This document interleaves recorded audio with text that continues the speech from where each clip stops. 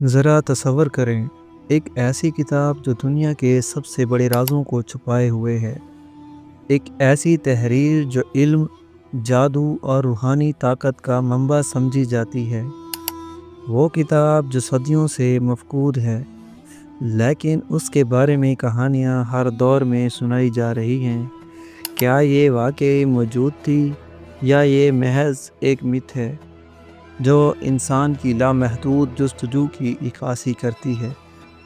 پچھلی ویڈیو میں ہم نے بات کی تھی کہ قدیم مصری ٹوت اور اینوناکیز کے بارے میں، وہ ہستیاں جو اس علم اور حکمت اور غیر معمولی طاقتوں سے جڑی ہوئی سمجھی جاتی ہیں۔ لیکن آج ہم ایک اور پراسرار پہیلی کی طرف بڑھ رہے ہیں۔ آج کی ویڈیو میں ہم بات کریں گے ٹوت کی لکھی ہوئی اس کتاب کے بارے میں، جسے بعض روایات میں زمین کی سب سے قدیم اور سب سے زیادہ خفیہ تحریر کہا جاتا ہے۔ یہ کتاب کس نے لکھی؟ کیا واقعی ٹوت ہی اس کا مصنف تھا یا یہ بعد میں کسی اور نے تحریر کی؟ یہ مکمل طور پر حتمی نہیں ہے، لیکن زیادہ تر حوالہ جات اسے ٹوت سے جوڑتے ہیں۔ کیا اس میں واقعی ہی وہ علم موجود ہے جو کسی کو لافانی بنا سکتا ہے، یا یہ محض ایک فلسفانہ علامت ہے؟ ان سب سوالوں کے جوابات جاننے کے لیے آئیے اس پراسرار داستان کو مزید گہرائی میں سمجھنے کی کوشش کرتے ہیں۔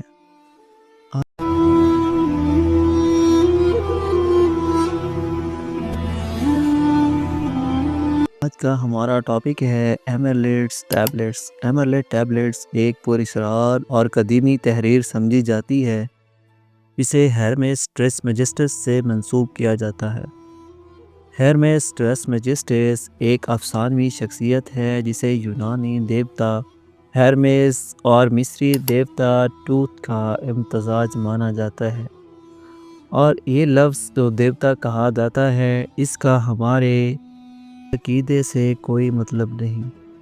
یہ مصریوں کا اور یونانیوں کے دیوتا ہیں جو وہ لوگ مانا کرتے تھے۔ کہا جاتا ہے کہ یہ تختیاں علم کی سب سے بڑی حکمت، کائنات کے راز اور روحانی روشنی کے اصولوں کو بیان کرتی ہیں۔ سب سے مشہور ایمرلڈ ٹیبلٹ ایک واحد تختی ہے جسے پراسرار جملے تحریر ہیں، جن میں سب سے معروف جملہ جیسے اوپر ویسے ہی نیچے، جسے انگلش میں ایز above so below کہا جاتا ہے۔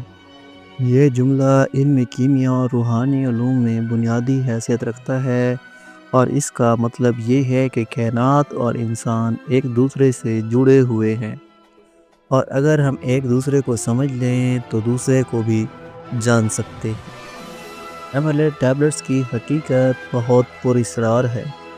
بعض روایت کے مطابق یہ مصر کے عظیم اہرام کے ایک خفیہ کمرے میں دفن تھی، جبکہ کچھ روایات میں کہا گیا ہے کہ یہ قدیم دانا شخص کے ہاتھوں میں پائی گئی۔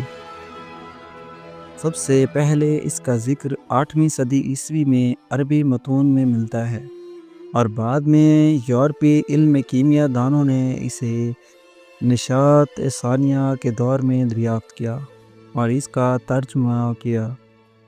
کئی علم کیمیا کے ماہرین بشمول سر آئزیک نیوٹن نے ایمرلڈ ٹیبلٹس کا مطالعہ کیا اور ترجمہ کیا، کیونکہ ان کا ماننا تھا کہ اس میں دھاتوں کے سونے میں بدلنے اور ابدی زندگی کا راز پوشیدہ ہے۔ تاہم جدید دور میں اس متن کو زیادہ تر روحانی تبدیلی کی علامت سمجھا جاتا ہے، جو یہ سکھاتا ہے کہ انسان اپنی روح کو پاک کر کے خدائی روشنی حاصل کر سکتا ہے۔ اگرچہ آج تک کسی نے حقیقی ایمرلڈ ٹیبلٹس کو نہیں دیکھا، لیکن ان کے فلسفوں اور تعلیم نے صدیوں سے فلسفیوں اور صوفیوں کو متاثر کیا ہے، چاہے یہ ایک حقیقی چیز ہو یا نہ۔ ایمرلڈ ٹیبلٹس کی کوئی اصل اور مادی شکل آج تک دریافت نہیں ہوئی۔